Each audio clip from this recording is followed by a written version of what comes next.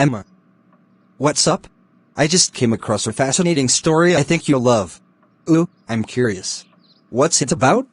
So, it's about Samuel, a prophet and seer who had a powerful message from the Lord for King Saul.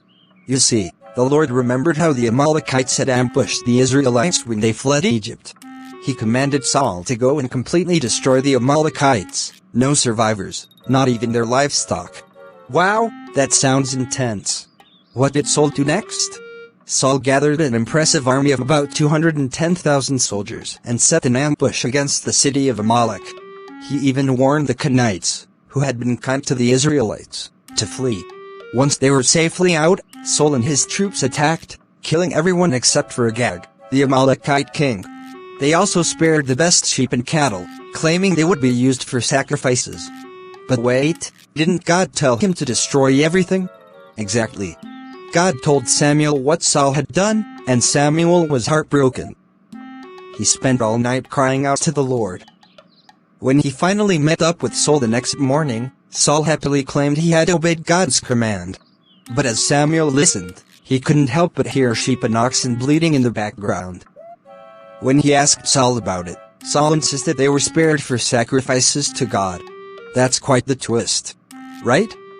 Samuel then confronted him, reminding Saul how humble he was when he first became king. He asked why Saul chose to disobey God. Saul tried to justify his actions by saying the livestock were for sacrifice. What did Samuel say to that?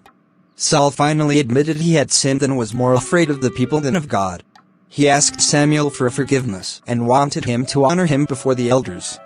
But Samuel refused and proclaimed that God had rejected Saul as king. Oh no, that's so sad. It really is. As Samuel turned to leave, Saul clung to his mantle, tearing it. Samuel used that moment to illustrate that God had torn the kingdom from Saul and given it to someone more worthy. Did Saul try to make things right?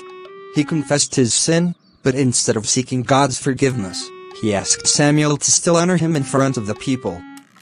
Samuel followed him and Saul worshipped God. Then, Samuel called for Agag, the Amalekite king, had him brought forth, and executed him before the Lord. From that day on, Samuel didn't see Saul again until the day of his death, though he mourned for him, and the Lord regretted making Saul king. Wow, this story really hits home.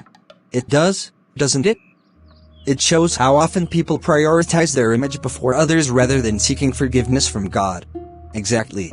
Saul was more concerned about how he appeared to the elders than about being right with God. Yes! It's so common for people to shy away from confessing their sins, desperately trying to hide them instead. And those excuses we make to justify our actions, they're often just empty words. They don't actually help. Right, it's like the more we try to cover up our transgressions, the worse it gets. But if we confess and turn away from our sins, we'll find mercy. You got it.